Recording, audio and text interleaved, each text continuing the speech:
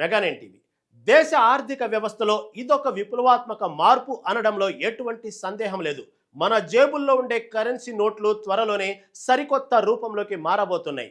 ఇప్పటి వరకు మనం వాడుతున్న కాగితపు నోట్ల స్థానంలో చిరగని, నీటిలో నానని, అత్యంత మన్నికైన పాలిమర్ నోట్లను తీసుకురావడానికి రిజర్వ్ బ్యాంక్ ఆఫ్ ఇండియా వేగంగా అడుగులు వేస్తుంది. పాలిమర్ నోట్ల ప్రవేశంతో నకిలీ కరెన్సీకి అడ్డుకట్ట వేయొచ్చని, అలాగే నోట్ల జీవితకాలం పెరుగుతుందని ఆర్బీఐ భావిస్తుంది. ఈ ప్రాజెక్టును ఆర్బీఐ అనుబంధ సంస్థ అయిన భారతీయ రిజర్వ్ బ్యాంకు నోటు ముద్రణ ప్రైవేట్ లిమిటెడ్ పర్యవేక్షిస్తుంది. భారతీయ కరెన్సీ ముద్రణ చరిత్రలో ఇది ఒక ముఖ్యమైన ఘట్టం. ఈ ప్రయత్నం విజయవంతమైతే మన ఆర్థిక లావాదేవీల స్వరూపమే మారిపోయే అవకాశం ఉంది.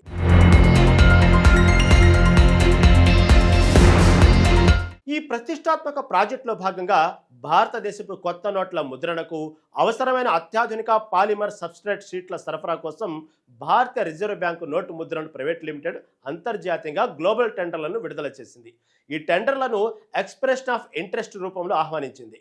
నిజానికి RBI governor Sanjay Malhotra June 5న పాలిమర్ కరెన్సీ ప్రవేశపెట్టే ప్రతిపాదన ఇంకా పరిశీలనలోనే ఉందని, తుది నిర్ణయం తీసుకునే ముందు కేంద్ర బ్యాంకు లాభాలు, సవాళ్లను అంచనా వేస్తుందని స్పష్టం చేశారు. ఇది చూస్తుంటే ఆర్బీఐ చాలా పకడ్బందీగా ముందుకు వెళ్తుంది. ప్రారంభ దశలో తక్కువ వాల్యూ కలిగిన 10 రూపాయలు, 20 రూపాయల నోట్లను ప్లాస్టిక్ రూపంలో ముద్రించి మార్కెట్లోకి ప్రయోగాత్మకంగా విడుదల చేయాలని ఆర్బీఐ యోచిస్తుంది. అంటే ముందుగా చిన్న నోట్లతో పరీక్షించి వాటి పనితీరును బట్టి మిగతా నోట్లను కూడా ప్రవేశపెట్టే అవకాశం ఉంది. ఈ ప్రాజెక్టులో దేశ భద్రతకు సంబంధించి ఆర్బీఐ కొన్ని అత్యంత కఠినమైన నిబంధనలను విధించింది. టెండర్లలో పాల్గొనే అంతర్జాతీయ కంపెనీలకు చైనా లేదా పాకిస్తాన్లతో ఎలాంటి వ్యాపార సంబంధాలు ఉండకూడదని స్పష్టం చేసింది. ఒకవేళ ఆయా దేశాల్లో సదరు కంపెనీలకు కార్యకలాపాలు ఉన్నా వాటిని భారత్కు సంబంధించిన ఆర్డర్లతో ముడిపెట్టకుండా పూర్తిగా వేరుగా, అంటే ఫైర్ వాల్ చేసి ఉంచాలని తేల్చి చెప్పింది.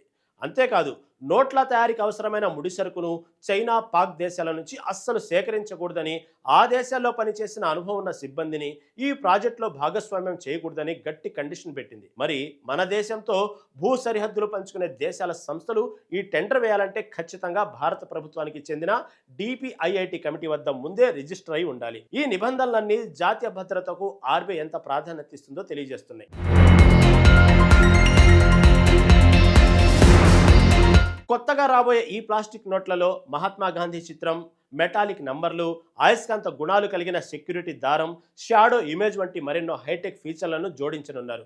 దీనివల్ల నకిలీ నోట్లను తయారించడం అసాధ్యంగా మారుతుంది. ప్రస్తుతం 68,000 రిమూలీ పాలిమర్ మెటీరియల్ కోసం టెండర్లు పిలిచారు. ఒక్కో రిముకు 500 షీట్లు ఉంటాయని అంచనా.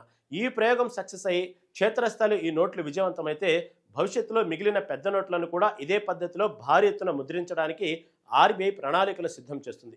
ఒక విషయం గుర్తుంచుకోండి, పాలిమర్ నోట్లు ప్రస్తుత కాగితపు కరెన్సీని పూర్తిగా తొలగించవు. బదులుగా రెండు ఒకదానికొకటి తోడుగా ఉండేలా కొత్త పాలిమర్ నోట్లను దశలవారీగా ప్రవేశపెడతారు. ఇది చాలా ముఖ్యమైన అప్డేట్. ఈ టెండర్లలో పాల్గొనే దేశీయ, అంతర్జాతీయ కంపెనీలకు కరెన్సీ నోట్ల ముద్రణ రంగంలో కనీసం 3 ఏళ్ల అనుభవం ఉండాలి. అంతేకాదు, తాము సరఫరా చేసే ప్లాస్టిక్ షీట్లలో ఎలాంటి పశువుల కొవ్వు లేదా జంతువుల DNA ఆనవాళ్లు లేవని ల్యాబొరేటరీ సర్టిఫికెట్లతో సహా నిరూపించాల్సి ఉంటుంది. గతంలో బ్రిటన్ వంటి కొన్ని దేశాల్లో ప్లాస్టిక్ నోట్ల తయారీలో జంతువుల కొవ్వు వాడారనే వివాదాలు రేగడంతో భారత్ ముందుగానే అప్రమత్తమై శాకాహార సురక్షిత నిబంధనలను పక్కగా అమలు చేస్తుంది. ఈ పాలిమర్ నోట్లు ఎక్కువ మన్నికను కలిగి ఉండటంతో పాటు తడి, మురికి, చిరిగిపోవడం వంటి సమస్యలను తగ్గిస్తాయి. దీనివల్ల నోట్ల జీవితకాలం పెరుగుతుంది.